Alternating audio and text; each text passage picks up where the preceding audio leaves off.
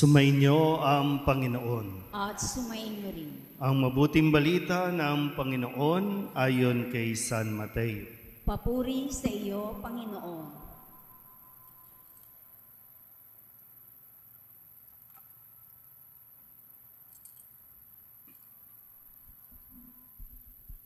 Noong panahong iyon, may isang lalaking lumapit kay Jesus at nagtanong, "Guro, ano pong kabutihan ang kailangan kong gawin upang magkamit ng buhay na walang hanggan?"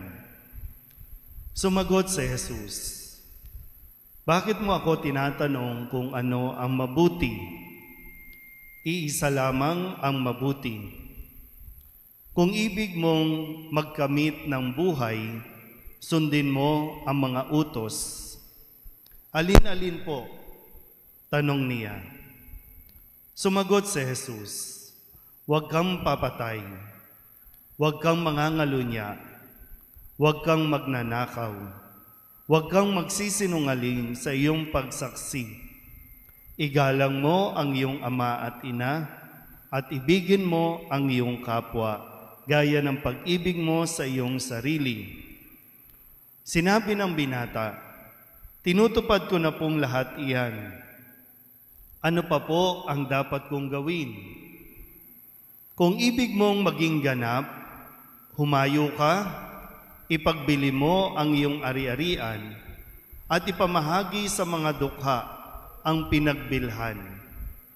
Kapag ginawa mo iyan, magkakaroon ka ng kayamanan sa langit. Pagkatapos, bumalik ka at sumunod sa akin." Sagot ni Jesus. Pagkarinig nito, malungkot na umalis ang binata, sapagkat siya'y napakayaman. Ang mabuting balita ng Panginoon. Pinupuri ka namin, Panginoong Hesukristo.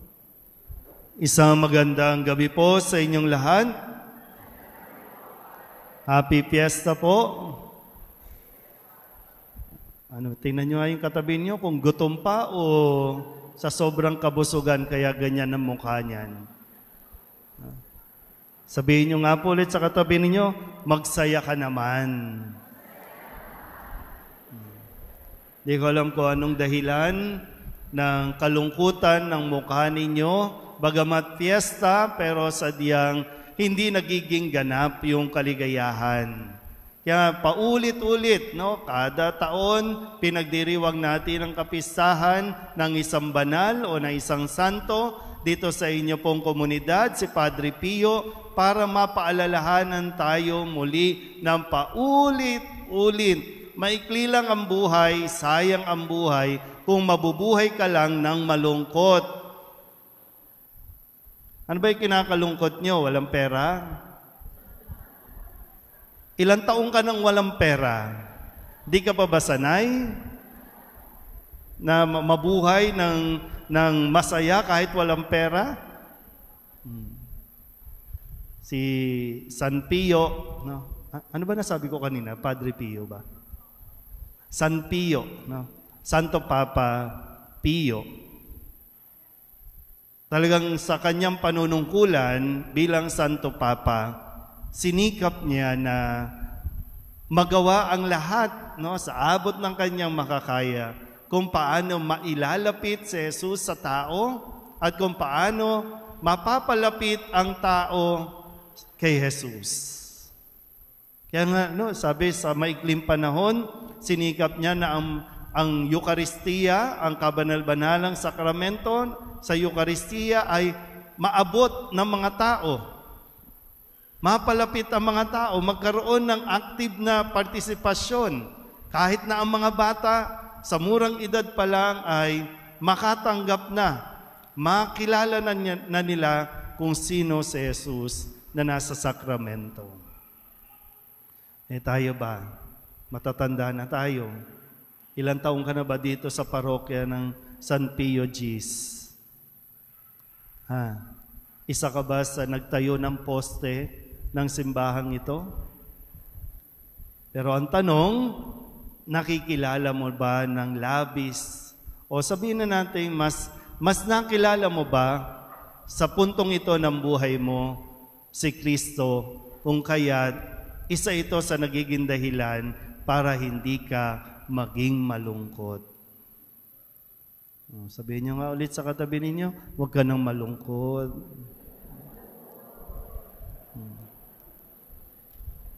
Kasi yun naman ang tanging hangad ng Diyos, no? Ang magbigay ng buhay para sa atin. Kung malulungkot ka rin lang, araw-araw malulungkot ka rin lang. Halimbawa, bukas, ngayon malungkot ka, bukas malungkot ka pa rin, ipagdadasal ko, kunin ka na ni Lord. Kasi anong saysay ng buhay mo kung ibubuhay mo rin lang na malungkot? Tingnan po natin. No? Yung tanong kasi sa ating ebanghelyo nitong isang lalaking ito, paano po ba ako magkakaroon o magkakamit ng buhay?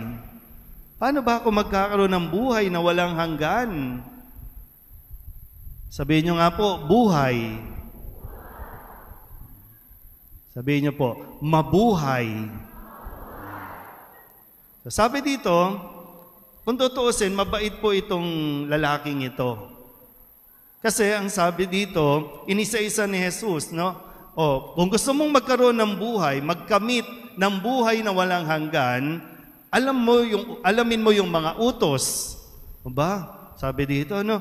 Alamin mo ang mga utos, sundin mo. Alin po doon? Wow! Matalino, alam niya. Yang katabi mo ba, alam? Tanungin niyo nga, ano ang alam niyang utos? 10 lang yan, pambihira kayo. 10 lang yan. Dapat isinasa puso, isinasa isip natin lagi. Basic yan. Nakakalungkot po minsan, o kadalasan, maraming naglilingkod sa simbahan, hindi pa alam yung 10 utos ng Diyos. Kaya, nag-aaway-away. Kahit taong simbahan, nag-aaway-away sa pagsiserve. Kahit deboto ng Nazareno, pipektusan ko kayo, ha? Pasan ng pasan yan, prosesyon ng prosesyon. Ilang taon na, maintindihan mo kung 1 year, 2 years pa lang, 5 years? Sige, 5 years. Pero 10 taon ka nang nagdidebosyon, 10 taon tayong tinutulungan. Actually dito, pang ilan na? 50, 55, 54. Iba hindi alam din, no? 55 years na tayong ginagabayan ni Santo Papa Pio.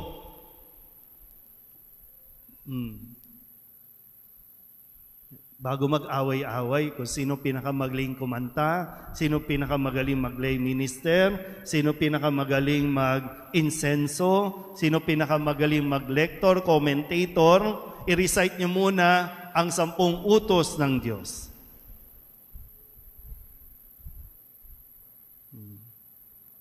Okay pa tayo? Okay. Balik tayo dito. Sabi ni Jesus sa lalaki, yung sagot niya, alamin mo, sundin mo ang mga utos, magkakamit ka ng buhay na walang hanggan. Aba, hindi pa na huminto, gusto pang magpasikan. Ginagawa ko na pong lahat ng iyan eh. Tuwan-tuwa pa siya, no? Magkakaroon ako ng buhay na walang hanggan. Okay na sana eh. Humirit pa. Alin pa po? Baka mayroon pa po. Inamon mo Sige. Sabi ni Jesus, umayo ka, ipagbili mo ang iyong mga ari-arian at ipamahagi mo sa mga dukha ang pinagbilhan. Tapos niyan, magkakaroon ka ng kayamanan sa langit. Ano nangyari sa lalaki? Malungkot na umalis ang binata kasi napakayaman nitong binatang ito. So, alin ba sa dalawa kung bakit malungkot ang katabi mo?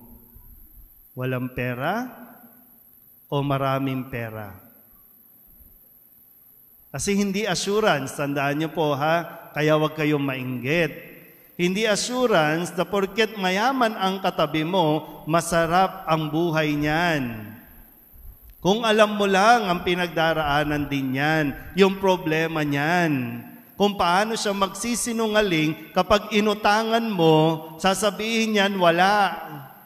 Akala mo lang wala.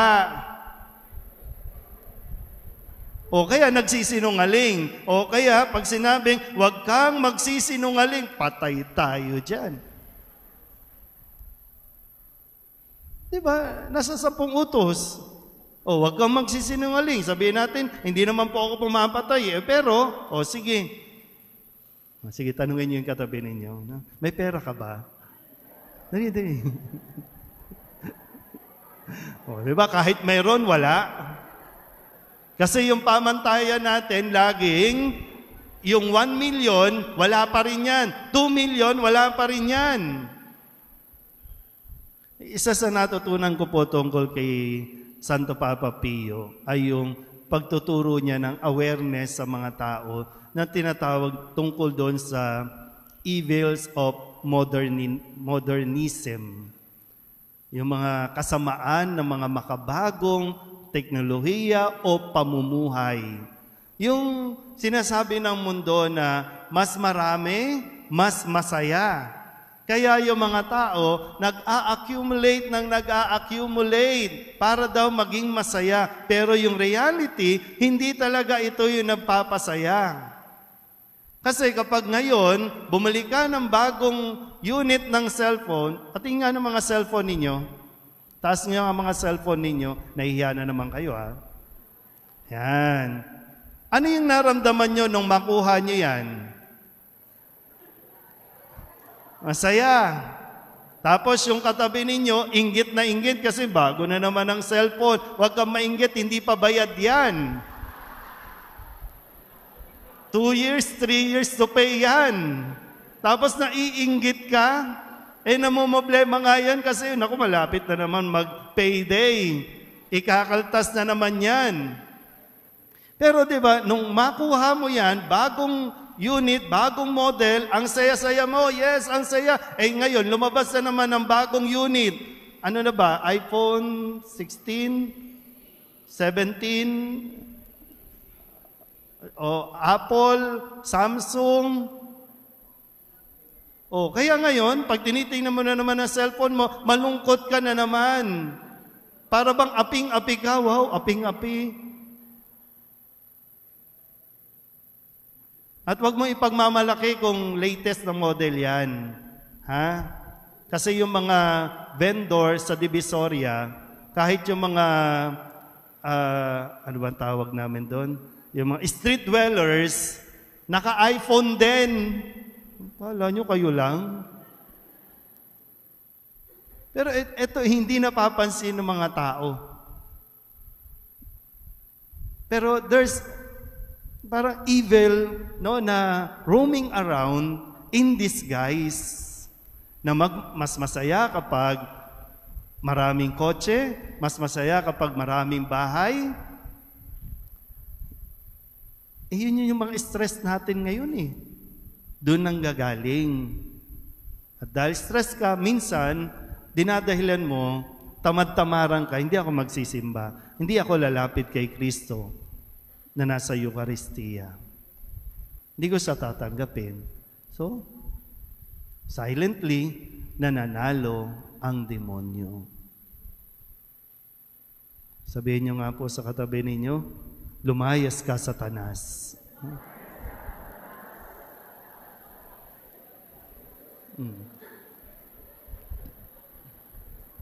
Hindi po masama yung huwag nyo po ma-misinterpret, Hindi po masama na nagpupundar tayo. Kasi pinagpaguran mo yan Deserve mo yan. No?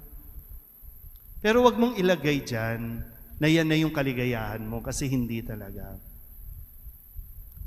Minsan ito po yung mali. Hindi minsan, pero maraming mga magulang, isa ito sa pagkakamali sa kanila pong ginagawa. Kasi yung mga magulang, kung alam nyo yung kanilang pagsusumikap, yung pagtitiis nila, paano sila nakapag-aral, Yung baon, yung maglalakad ka ng malayo para makapasok. Tapos ngayon maginhawa ang buhay. Pero yung isang pagkakamali po, dahil minsan sinasabi ninyo, ayaw kong maranasan nila yung hirap na dinanas mo. Kaya ngayon, spoon feedings yung mga bata. Lahat nandiyan dyan na, iniaalok na. Ayan, tinan nyo, anak nyo, tamad. Yung mga anak ninyo, tinan nyo, anong pinag-aawayan? Yung pinaghirapan ninyo. Yung lupa, bahay.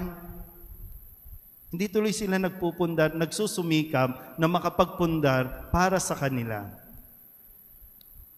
Bibihira yung magsasabi ng kapatid na, Nay, Tay, o ano ba, ang tawag ninyo, Papsi, Mamsi, bigay mo na lang sa kanila. Yung nagpapaubaya ka, bigay mo na lang kasi meron naman na ako eh. Hindi, makikipag-away yan, makikipaglaban yan. Lagi na lang siya, lagi na lang sila, paano naman ako? Pinabayaan ka ba? Kaya ano mangyayari? Magagalit ka sa magulang mo.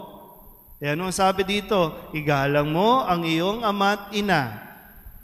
Pero dahil sa pera, nawawalan ka ng respeto sa iyong ama at ina. Ayaw mo kasi mag-aral, ayaw mo magtrabaho, asa ka na lang na asa. Kaya lang, yung mga magulang kasi, hindi nyo tinuruan paano magtrabaho. Kaya tinan nyo, mga buhay natin, parang ang lulungkot. Yung dati ba, balikan ko lang ng konti, no? Yung dati ba na kahit tuyo yung ulam, pero masaya kayong pamilya, di ba? Kahit itlog lang yan, kamatis, masaya eh. Pero ngayon, pambihira, ang sarap-sarap na ng ulam, pero ayaw niyong magsabay-sabay kumain. Nagfiestahan kahapon, yung iba nag-uwi pa. Ang problema, naghanda ka, hindi naman kumain, doon sa ibang bahay kumain. Kaya ngayon, inutang ko to sa Bombay, walang kumain. Yan ang nangyayari ngayon.